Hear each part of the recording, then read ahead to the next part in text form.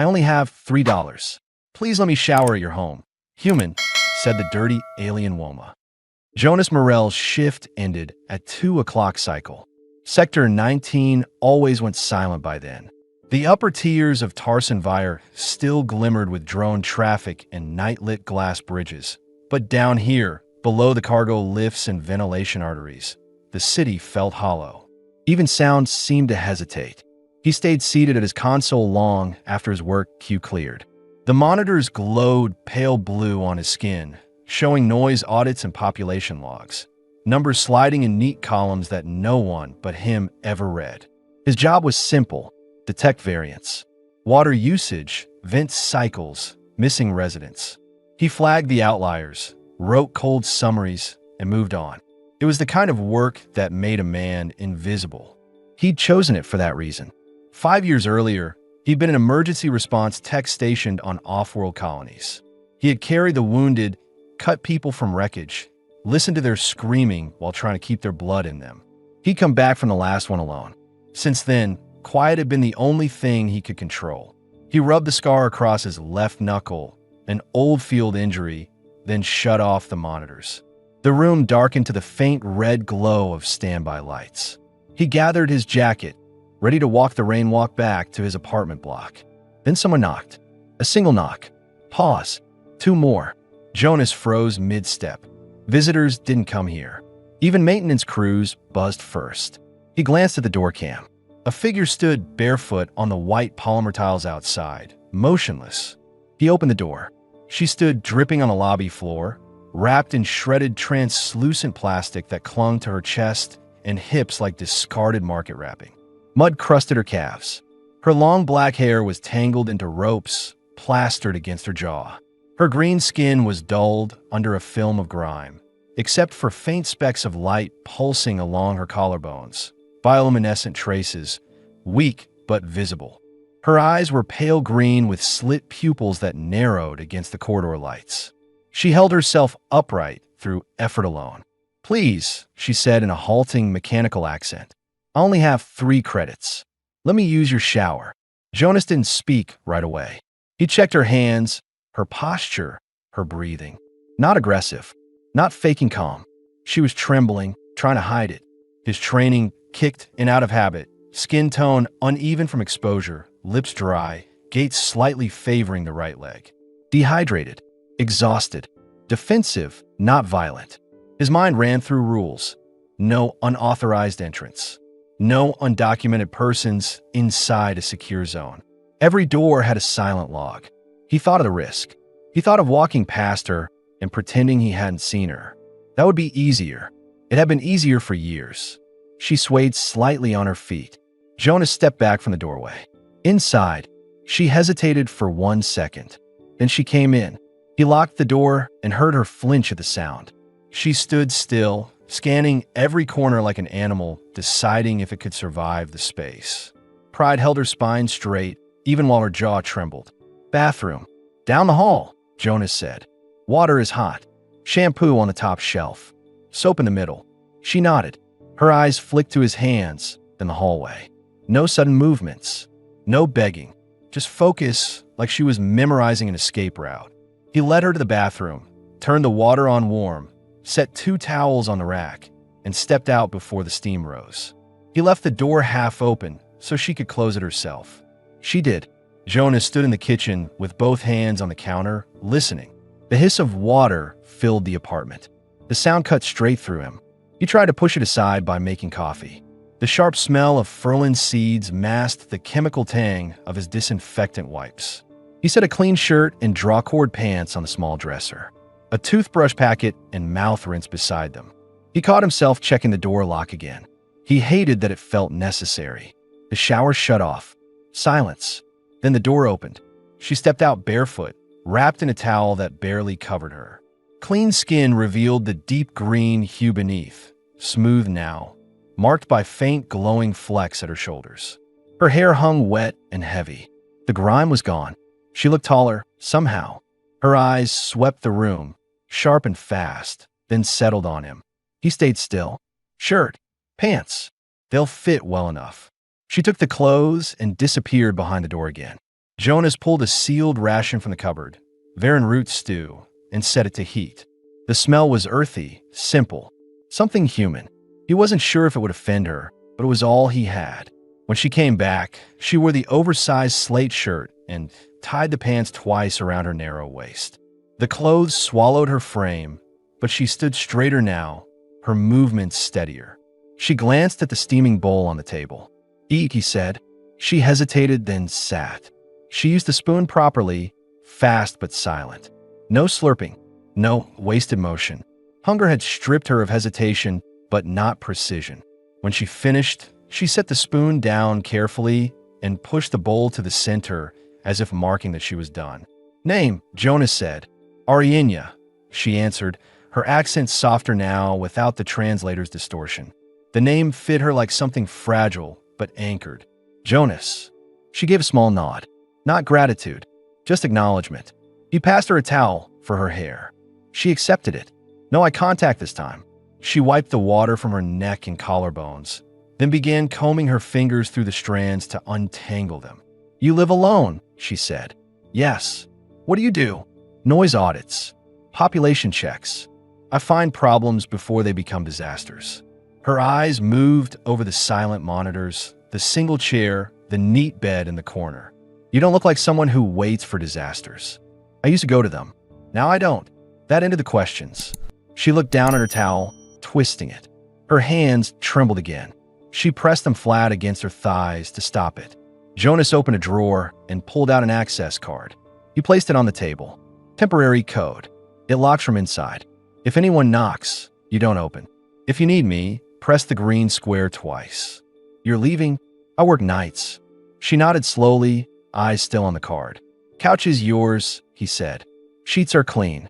She stayed silent, jaw tight. He could see the calculation behind her eyes, whether this was real, whether there was a trap. He let her think. He didn't move closer. Finally, she picked up the card. Her fingers brushed his. Warm, firm, a second longer than needed. A wordless truce. She stood and carried her towel to the rack, hanging it with careful precision. He watched her move, controlled now, measured like someone who had decided not to collapse. Jonas dimmed the lights. The room cooled. Outside, rain tapped on the dome ribs far above. "Why this door?" he asked quietly.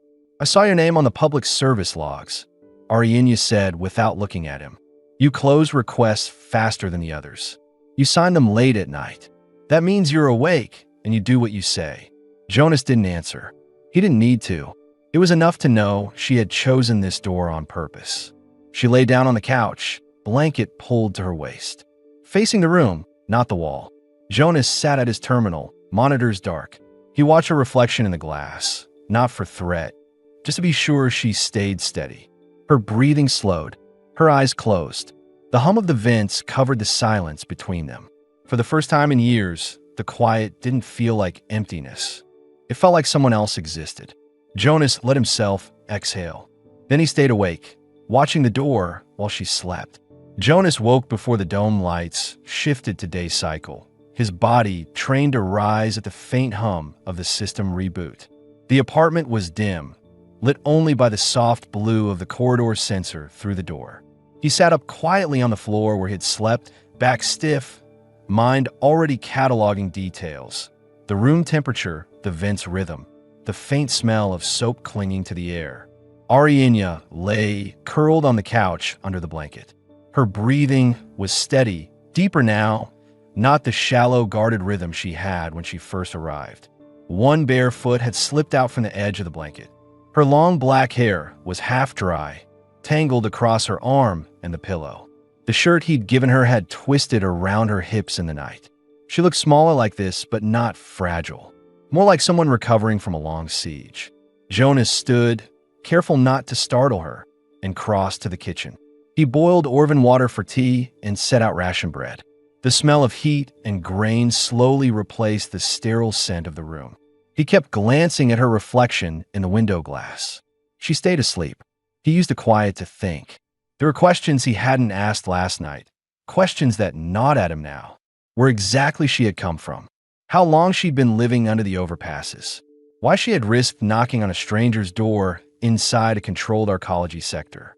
More than that, he needed to know if anyone might come looking for her, if someone had seen her enter his unit, if her face was flagged in the public logs. He hadn't checked yet, deliberately. He had wanted to give her one night without being measured. But one night was over. A faint rustle broke his thoughts. He turned. Arianya was awake, sitting up, pulling the blanket around her shoulders. She blinked hard at the ceiling, squinting as if enused to soft light. Then her eyes went to him, quick, assessing, alert in an instant. "You stayed," she said. Her voice was rough from sleep. "Yes. You didn't lock me in." "No." She studied his face for a moment, then pulled her knees up under the blanket. The caution in her posture was different now. Not fear, more like someone waiting to see what rules applied in this place. "There's tea," Jonas said, nodding at the table. "And bread." She hesitated, then stood.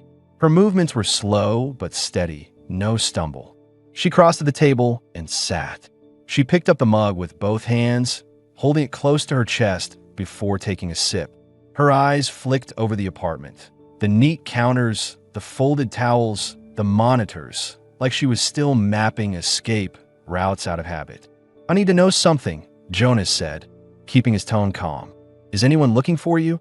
Her gaze snapped to his, sharp, defensive. "No." "Anyone who might say you're missing?" "No," she said again, slower.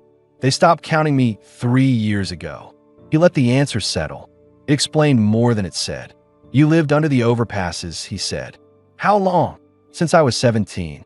Sector 23 first, then 19.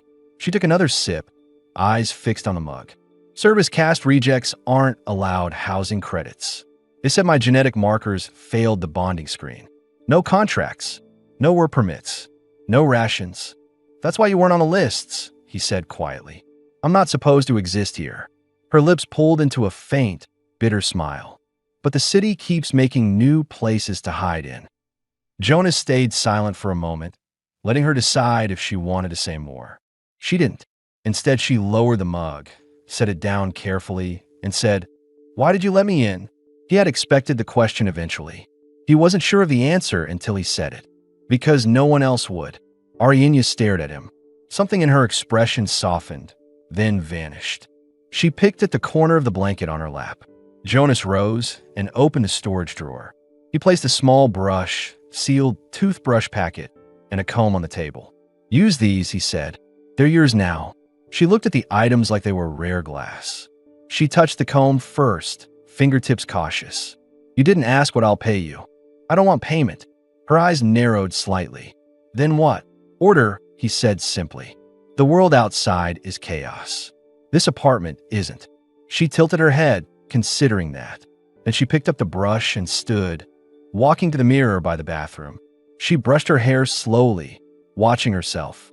Jonas returned to his terminal and woke the monitors. Population reports scrolled up. Noise variance logs blinked in pale blue. He half read them, half listened to the soft sound of the brush moving through her hair. He felt the tension in the air loosen, not gone but shifting. When she finished, she returned the brush to the table and looked at him. "You go to work?" "Yes." "You trust me here alone?" "If I didn't, I wouldn't go." Her gaze sharpened at that.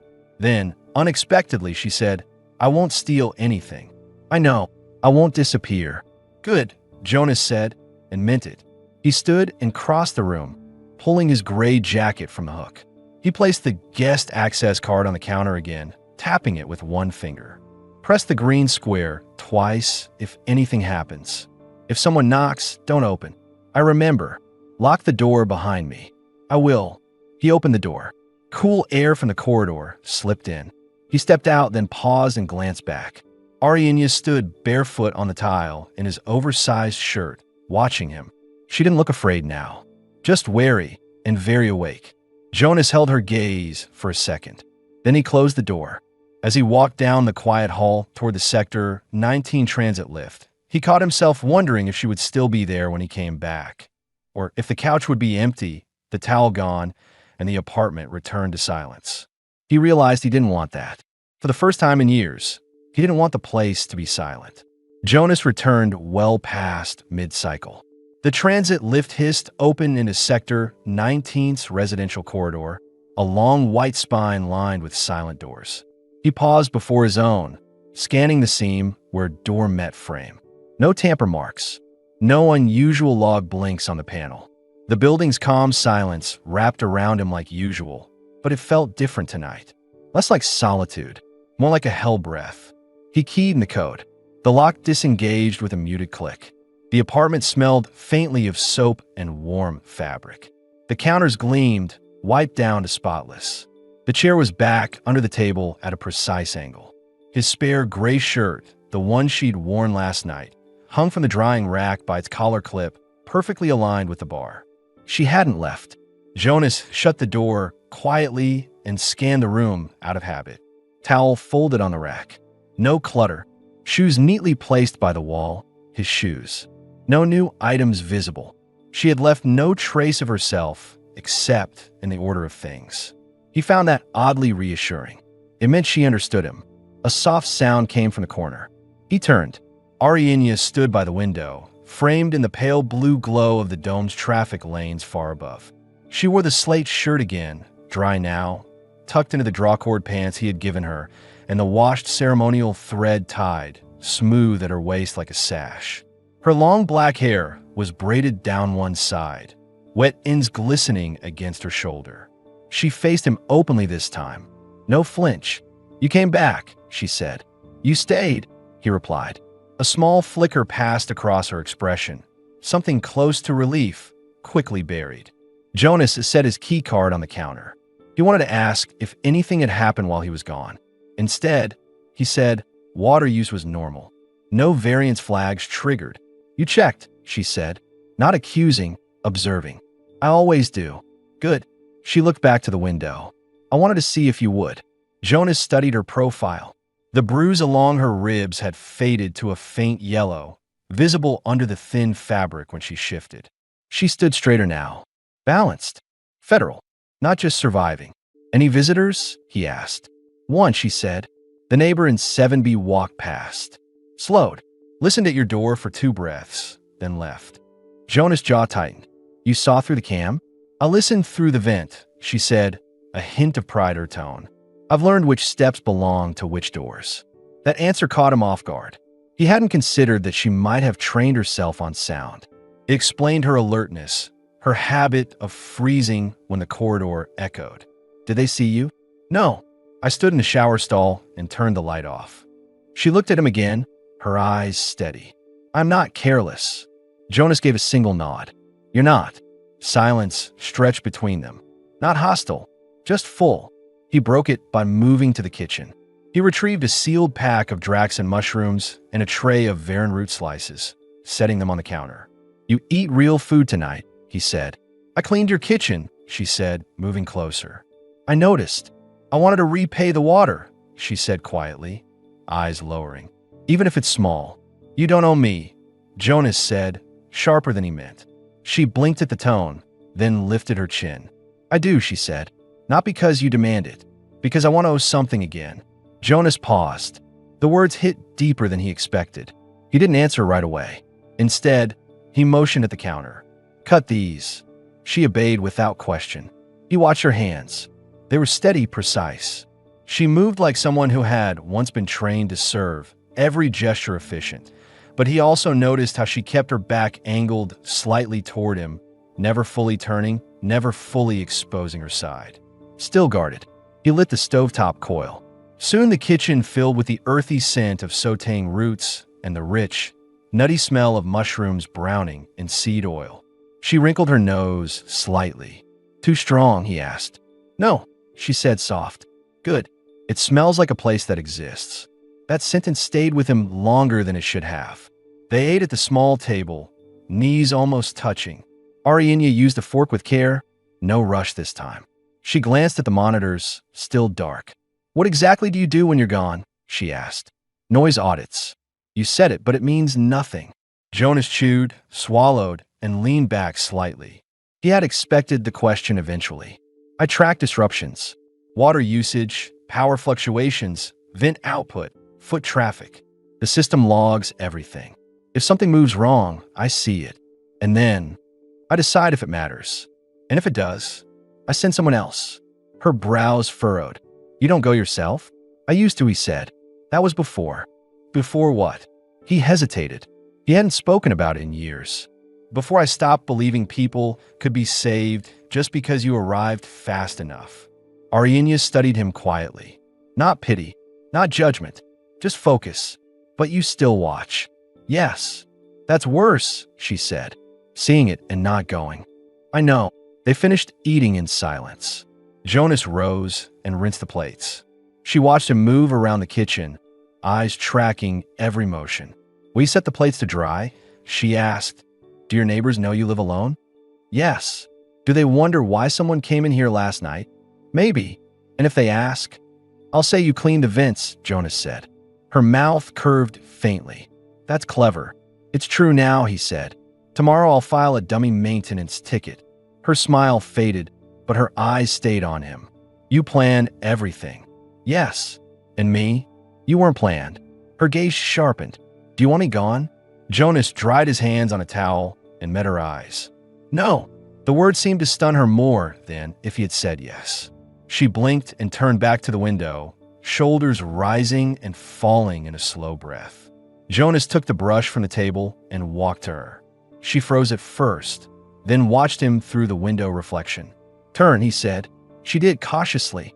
He began to brush her hair, slow and careful, working through a stubborn knot at the end. The strands were softer now, clean, glinting in the pale dome light. Her breathing deepened, steadied. His did too. When he finished, he handed her the brush. She held it like it was valuable. Then she set it down neatly on the counter. Jonas spoke first. You can sleep in the bed tonight. She faced him fully. No hesitation in her eyes now. Only if you do too. For a second, neither of them moved. The hum of the vent filled the space like a steady line. Jonas nodded once. All right. And for the first time in years, he did not set a barrier between himself and another person. He watched her walk toward the bed, braids swinging gently against her back, and he followed, not as a rescuer, not as a guard, just as someone who no longer wanted to sleep alone. Jonas woke to warmth. Real, human warmth pressed along his side. For a moment, he stayed perfectly still, brain catching up to where he was and why his body wasn't braced for movement. The bed felt smaller with her in it, but not crowded, just alive. Arianya's breathing was even, her braid half undone across the pillow, her fingers lightly resting on his ribs as if she had fallen asleep mid-thought. He shifted slowly to face her. Her eyes opened at once, slitted pupils narrowing, sharp even through sleep. Then they softened when they focused on him. You didn't leave, she murmured, voice low and rough. You didn't either, he said. Something unreadable passed across her expression. She pulled her hand back quickly, as if realizing what she'd done, and sat up, drawing the sheet with her. Jonas stayed down, watching the way her posture reset, straight back, shoulders tight, chin lifted. Not fear, habit. I should ask something, she said, eyes on the wall instead of him. Why does someone like you live alone in a place like this? This sector, this building, it's for career lifers. Families. Not. She gestured at him vague. People who look at every exit before they breathe. Jonas sat up. He considered lying, then decided against it. I was trained for emergency response, he said. Off-world colonies. Crashes. Fires. Pandemics. Things that come apart fast. She looked at him. You don't do that now. No. Why? His jaw flexed once. I got good at saving bodies. Not people. Not their lives. They just kept breaking after. Arianya stayed silent for a long moment. Then she said quietly, "It didn't fail them. You just stayed after everyone else walked away." Jonas blinked. The words landed heavier than he expected. No one had ever said it like that. Before he could respond, she slid out of bed. The shirt clung to her back as she moved, stopping at the bathroom door. I'll shower. You can watch the exits while I'm gone, she said, a faint smile flickering at the edge of her mouth. He almost smiled back. Almost. The water hissed to life behind the door. Jonas stood, pulled on his gray uniform pants, and crossed to the kitchen. He brewed Ferland seed coffee, the bitter smell cutting through the faint heat of their shared bed. He checked the terminal while it brewed. No new population alerts. No noise anomalies. But there was a flagged note. Water use discrepancy on this floor scheduled for inspection within 3 cycles. He stared at the screen. That hadn't triggered before. Someone had noticed the spike from her first shower. The water shut off. Steam drifted out as Ariania stepped from the bathroom. Towel wrapped around her chest. Damp hair trailing droplets down her collarbones. Jonas turned the screen off with one sharp motion. Something's wrong, she said instantly. Maybe, Jonas said. Maintenance flagged water variance. It's automated. They'll probably sweep the floor. Her shoulders stiffened. They'll find me.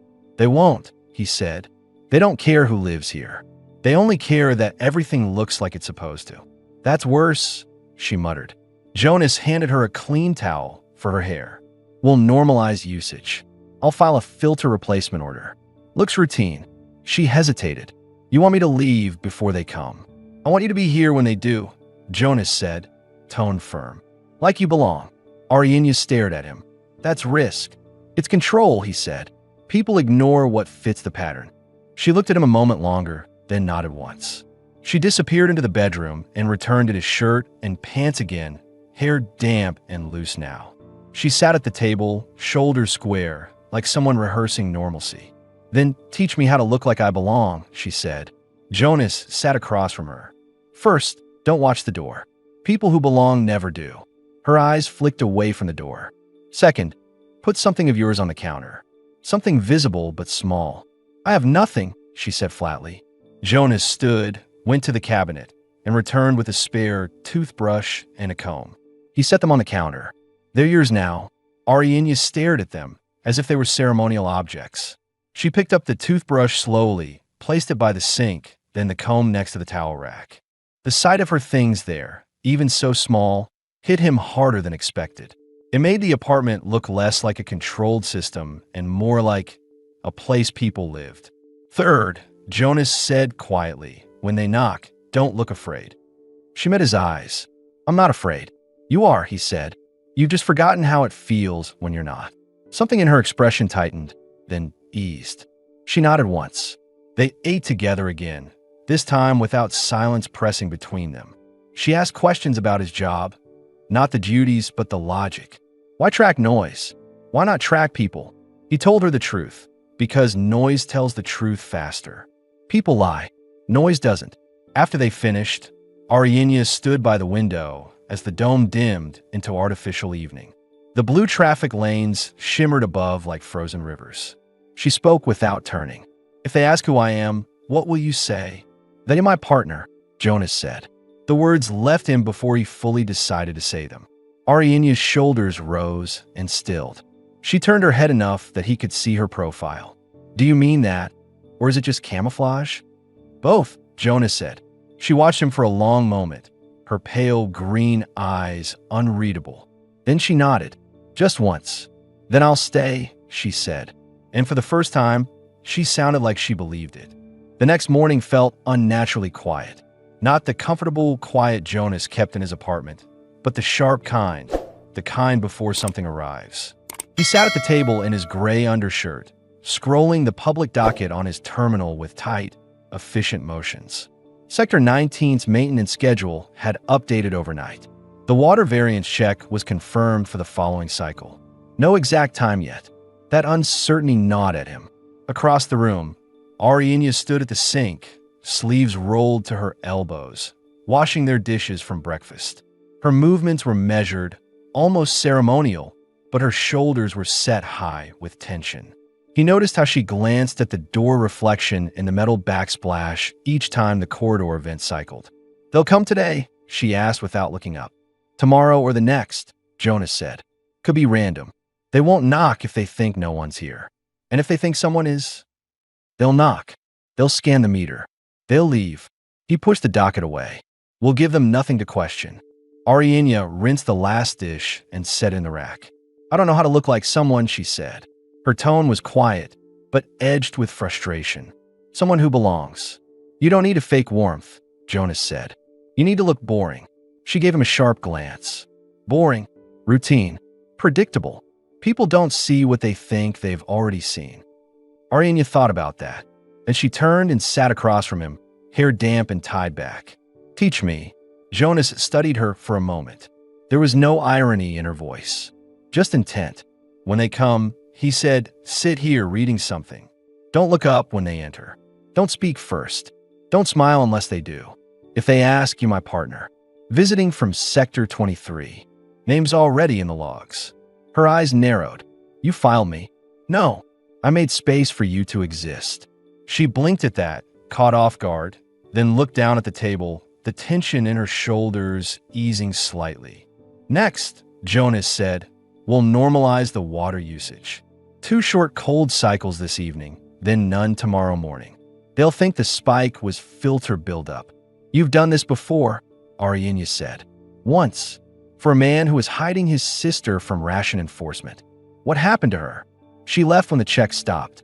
She left him, Arianya said quietly. She left alive, Jonas corrected. That ended the question. The rest of the day passed in a careful rhythm. Jonas filed a fake filter replacement order. Arianya scrubbed the vents to create dust smell, just as he'd suggested. She tied her ceremonial thread cleanly at her waist, adding the smallest hint of color to her plain clothes. Enough to seem like choice, not desperation. Jonas noticed she stopped flinching at the vent hum. She moved slower now, deliberate, as if she was practicing being seen without reacting. They ate lunch side by side at the narrow counter. Jonas felt her elbow brush his once and didn't move away. When she reached past him for the spice tray, her sleeve slid against his arm. Her eyes flicked to his face, watching for reaction. He kept his expression calm, neutral, though his heartbeat had jumped. After they finished, she helped him dismantle the sink trap to check for blockages. Mundane work, but she followed each motion with sharp focus, like memorizing steps in a ritual. You were built for chaos, she said while they worked. But you live like a machine. I live like someone who's done with chaos, Jonas said. Then why did you open the door? Jonas tightened the trap ring and looked at her. Because you knocked. She held his gaze for a long moment, then nodded once slow. Evening came. The dome above dimmed to pale orange light. The corridor outside fell quiet except for the distant hum of cargo lifts. Jonas set 2 mugs of Frozen coffee on the table and sat opposite her. They'll probably come early, he said. I'll be ready. You're not afraid? I am, Arianya said. But not of them. Jonas studied her. Of what then? Of staying, she said. Her voice was steady, but her fingers tightened around the mug. If I stay and it breaks, I don't know if I can survive going back to nothing. Jonas didn't answer right away. He leaned forward, resting his forearms on the table. Then don't go back, he said. Arianya's pale green eyes held his for several seconds, unreadable. Then she gave the smallest nod. Not a promise. Not yet, but something close. They sat in silence as the lights dimmed to night cycle. Neither moved away. The apartment felt different now. Not like a shelter, not like a checkpoint. More like the beginning of something fragile and deliberate. Something neither of them wanted to name yet. The maintenance notice hit his terminal at dawn. Jonas had been awake for an hour already, sitting at the table with his coffee cooling untouched. He had run every possible variance scenario in his head through the night, tracing how an inspector would walk the corridor, where their eyes would linger, what their sensors would ping. He expected 2 of them, maybe 3 if they suspected anything. The terminal blinked. Confirmation. Water usage verification. Sector 19. Unit Block 4A. Scheduled for mid-cycle. They were coming today. Jonas didn't move for a long moment. The apartment was still. Arianya lay curled on her side in the bed, breathing slow, braid half undone across the pillow. He watched her chest rise and fall and realized something strange. He wasn't thinking about the inspection first. He was thinking about her reaction to it. What fear would do to her posture, her voice, her eyes.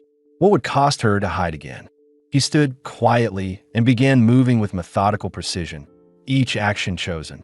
He opened a storage drawer and pulled out his spare toothbrush, an old hairbrush, and a folded cloth. He set them on the bathroom counter, visible, natural, deliberately disordered.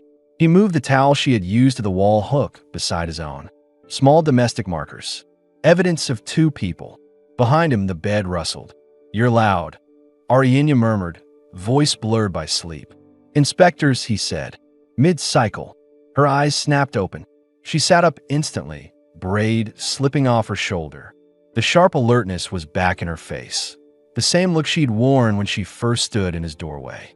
They'll scan. Only water and filters, Jonas said. But they'll see you. It has to look normal. She watched him as if trying to read his level of fear. He stayed still, calm, deliberate. Tell me what to do, she said finally. Eat. Shower. Be visible, Jonas said. Don't avoid them. Avoidance is suspicious. Visible, she repeated quietly, as if testing the word. He nodded once. Like you've always been here. She stood without hesitation. Then I will. They moved with quiet urgency. Jonas made breakfast. Varan root strips sautéed in seed oil, while Arianya rinsed her hair and braided it into a neat coil. The smell of cooking roots and hot water filled the room, familiar and grounding. She dressed in the slate shirt and pants again, tying the ceremonial thread clean at her waist. It didn't look like a costume anymore. It looked like hers. They sat across from each other at the table, eating quickly. Arianya kept glancing at the door. Jonas noticed. He reached across and tapped her wrist once. Not the door. Me. She forced her gaze to stay on him. You're sure they don't care who I am? They care about patterns, Jonas said. I've given them one. If they ask my name, say nothing unless they ask. If they do, Rena. Sector 23. Sector 23, she repeated, rolling the number on her tongue until it sounded natural. After they cleared the table, Jonas did a final sweep. He checked the sink restrictor, the shower head, the floor vents. He placed his terminal on standby with an open maintenance log visible. Everything neat, controlled. Arianya stood near the counter, hands clasped behind her back, watching him with unnerving stillness. Why are you doing this? She asked suddenly. He stopped. Because I don't want you gone. Her eyes flickered. She didn't answer. She just stepped closer, close enough that the faint glow at her collarbones caught the low light. Then we don't fail, she said. Mid-cycle came fast. They heard the soft static click of the corridor cam powering up, then footsteps, soft, rubber-soled, synchronized. Jonas' heartbeat stayed steady, out of practice control. Arianya moved to the table, sat, and picked up the datapad he had left for her. She leaned back casually, legs crossed, shoulders loose. It looked convincing. Too convincing, Jonas almost smiled. The door chimed. Jonas opened it. Two inspectors stood there in gray maintenance suits, carrying scan wands. They were younger than he expected, both expressionless, posture sharp but relaxed. One raised a badge. Variance check. Jonas stepped aside. Come in. They entered with clinical efficiency, moving like a single mechanism. The elder scanned the sink restrictor. The younger checked the vent filters. Arianya didn't look at them. She scrolled the datapad, one finger idly tapping. Not once did her shoulders twitch. The younger one's gaze flicked to her, then to Jonas. Resident guest? Rena, from 23. Temporary, Jonas said evenly. Filed last night. Noted, the inspector said, already turning back to his screen. The scan wands beeped softly. The older one marked a line on his pad. Filter buildup. Flushed. No anomaly. Clear. They left without another word. The door sealed behind them with a clean hiss. Arianya exhaled, sharp and fast, and set the datapad down. Her hands trembled once, then steadied. Jonas locked the door, turned, and found her staring at him. They believed it, she said, almost incredulous. They saw what I told them to see, Jonas said. His voice was calm, but he felt something in his chest loosen, a tension he hadn't realized had wrapped him tight all morning. Arianya stood slowly. She stepped close enough that he could see the faint, wet shine at the corner of her eyes, though her face stayed composed. You could have told them I was nothing, she said. You didn't. Jonas met her gaze. You're not nothing. For a long moment, she didn't move. Then she leaned forward and pressed her forehead to his chest, just once, brief and silent. When she stepped back, her eyes were steady again. Now, she said, voice quiet but certain, this place is mine too. Jonas didn't correct her. because for the first time it was true. The maintenance notice hit his terminal at dawn. Jonas had been awake for an hour already, sitting at the table with his coffee cooling untouched. He had run every possible variance scenario in his head through the night, tracing how an inspector would walk the corridor, where their eyes would linger, what their sensors would ping. He expected 2 of them, maybe 3 if they suspected anything. The terminal blinked. Confirmation. Water usage verification. Sector 19. Unit Block 4A. Scheduled for mid-cycle. They were coming today. Jonas didn't move for a long moment. The apartment was still. Arianya lay curled on her side in the bed, breathing slow, braid half undone across the pillow. He watched her chest rise and fall and realized something strange. He wasn't thinking about the inspection first. He was thinking about her reaction to it. What fear would do to her posture, her voice, her eyes? What would cost her to hide again? He stood quietly and began moving with methodical precision, each action chosen.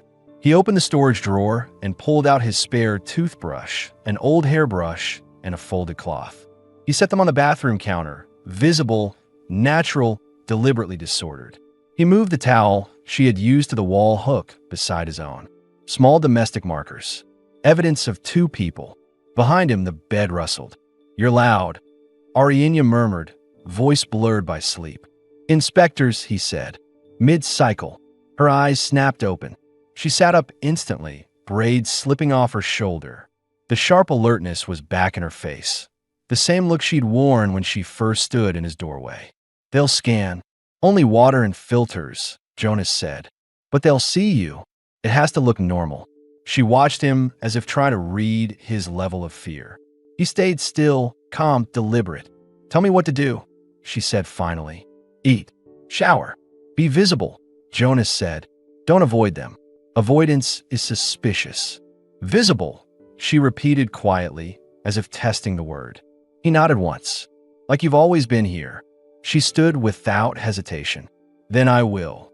They moved with quiet urgency. Jonas made breakfast. Varan root strips sautéed in seed oil, while Arianya rinsed her hair and braided it into a neat coil. The smell of cooking roots and hot water filled the room, familiar and grounding.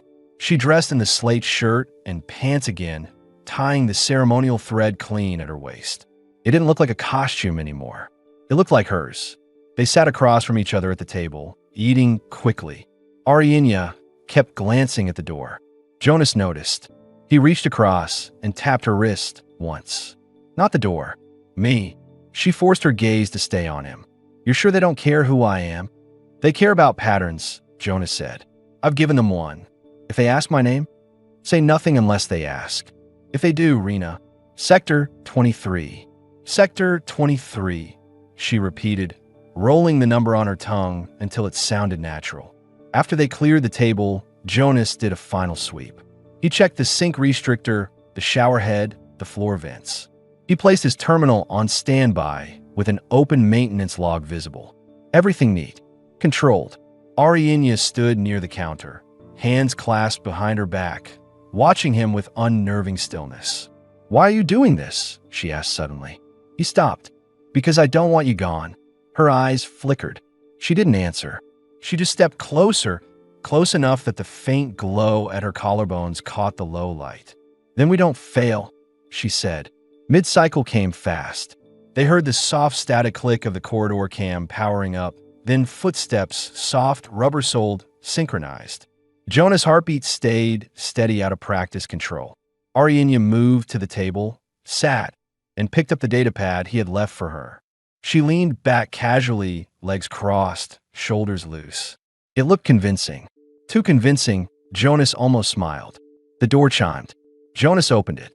Two inspectors stood there in gray maintenance suits, carrying scan wands. They were younger than he expected, both expressionless, posture sharp but relaxed. One raised a badge. Variance check. Jonas stepped aside. "Come in."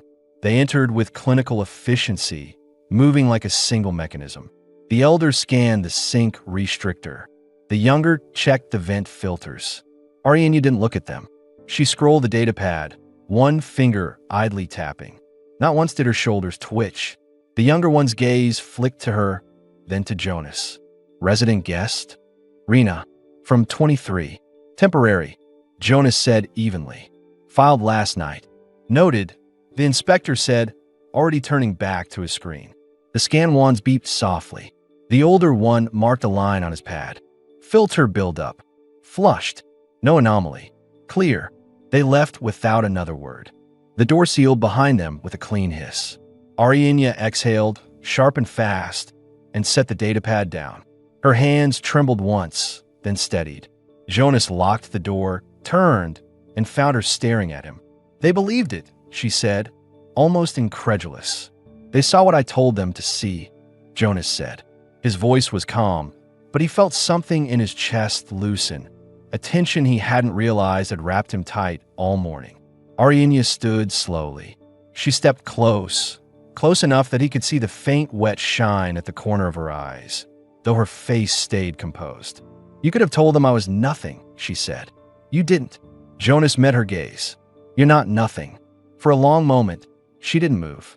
Then she leaned forward and pressed her forehead to his chest, just once, brief and silent. When she stepped back, her eyes were steady again. Now, she said, voice quiet but certain, this place is mine too. Jonas didn't correct her, because for the first time it was true. Jonas woke before the dome lights rose, as he always did, but this time, the first thing he registered wasn't silence. It was weight, warmth. Ariania's head rested on his chest, her braid undone and tangled between them. Her arm draped across his stomach with quiet, unthinking trust. Her breathing was steady, deep. No tension, no half-sleep alertness. Just rest. For several minutes, he didn't move. He let his eyes trace the faint glow of the bioluminescent specks scattered across her shoulders. Fainter now, calmer. He realized they weren't just decorative. He could read her stress in them. They had stopped flickering. They were simply glowing. Jonas slid out from under her carefully, easing her arm down onto the pillow. She didn't stir. He dressed in his gray uniform pants and padded barefoot to the kitchen. He moved quietly, making Ferlin seed coffee, checking the maintenance logs on his terminal. The sweep report was already archived, and no variance detected. Case closed. They were clear. He stared at the words for a long moment. The tension that had driven every second of the last few days simply dropped out of his chest, leaving a space he hadn't prepared for. Relief wasn't familiar. He wasn't sure what to do with it. A soft sound broke his thoughts. Ariania stood by the doorway, barefoot, wrapped in the sheet like it had followed her there. Her hair was wild down her back, her pale green eyes half-lidded from sleep. She blinked at him. It's over. It's over, Jonas said. They won't come back. She stood still for a moment, like her mind was testing the words against reality. Then she exhaled slowly, the sound shaky but quiet. So, I can stay. You already are, he said. Something subtle shifted in her face, like tension uncoiling that she had stopped noticing she carried. She walked to the table, sat, and pulled the sheet around her shoulders while he poured her coffee. She wrapped both hands around the mug like an anchor and stared into the steam. Jonas leaned against the counter, arms folded. We should make it real. Her eyes lifted. What do you mean? On the logs. The registry. 2 residents. He held her gaze. Not just for cover. So no one can erase you again. Ariania stared at him. She didn't speak for several seconds. Then she said quietly, if they know I exist, they could take it back. No, Jonas said, voice steady. If they know you exist, they can't pretend you never did. Her lips parted slightly. And if I leave one day, then the record stays, Jonas said. So they can't say you were nothing. Her hands tightened around the mug. Her voice was almost a whisper. Do you want me to stay because you need me to fit the pattern? Or because you want me? Jonas crossed the space between them and crouched by her chair. He placed his hand on her knee, firm, grounding. I want you, he said. The pattern can burn. Ariania's breath hitched quietly. She set the mug down and laid her hand over his. Warm, steady, then make it real. Later that morning, they walked the quiet corridor together. No rush, no fear. Ariania wore the slate shirt tucked into the drawcord pants, her ceremonial thread tied, smooth at her waist like it had always belonged there. Her hair was brushed loose, flowing down her back, clean and heavy. She didn't look like someone who had once been chased from doorways. She looked like someone returning home. At the ground floor console, Jonas unlocked the panel with his clearance key. The machine's screen glowed pale. He typed 2 names, slotted a thin plastic tag into the row beside his own. Jonas Morell, Arienya. She stared at the tag for a long moment, silent. Then she reached out and pressed her thumb to it until it clicked into place. A clean sound, permanent. She didn't cry. She didn't make a speech. She just said, with quiet certainty, "That's my name." Jonas stood behind her, close enough that she could feel his warmth at her back, and nodded once. "It is." They walked back to the apartment in silence. But it wasn't the silence of strangers. It was the silence of people who no longer needed to explain why they were there. Back inside, Arienya hung her towel beside his without hesitation. She set the toothbrush and comb neatly on the shelf. She moved through the space like it was hers because now it was. Jonas watched her cross to the window. She stood framed in the dome's blue glow, her reflection solid in the glass. And for the first time since he had met her, there was no tension in her stance at all. She turned to him. "Jonas," she said, voice steady. "Do I get to be something else now?" He walked to her, placed his hands at her waist, and pulled her against him. Not sudden, not dramatic, just certain. "You already are." Her lips parted in a soft breath as she looked up at him. He kissed her, slow, real, unhurried. No pretense, no performance.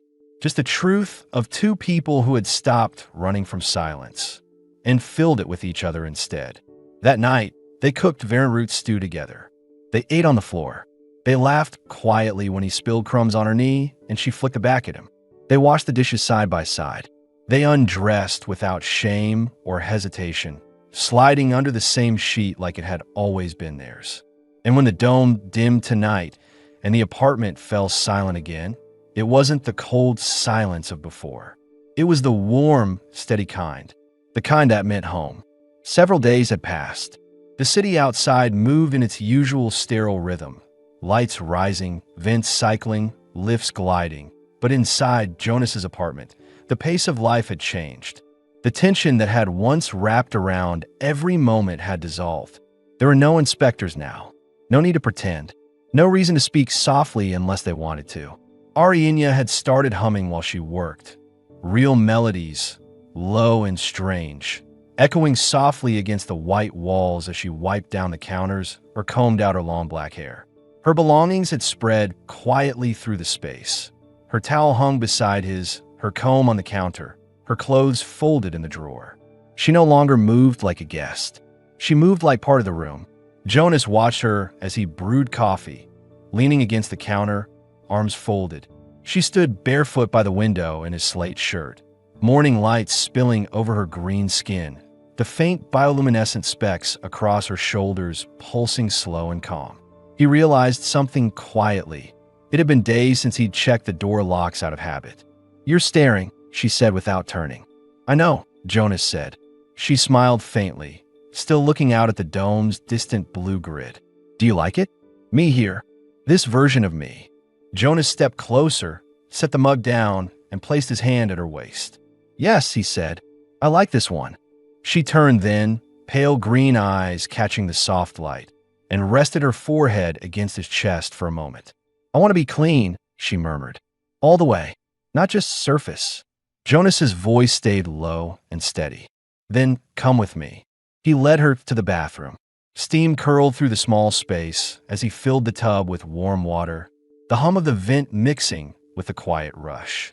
Arienya stood still as he slid the shirt off her shoulders, watching him with calm, focused eyes. She let the fabric fall to the floor and stepped into the water. Her skin shimmered under the surface, faint specks glowing softly as the warmth rose around her. Jonas knelt beside the tub. He wet a cloth, wrung it slowly, and began washing her.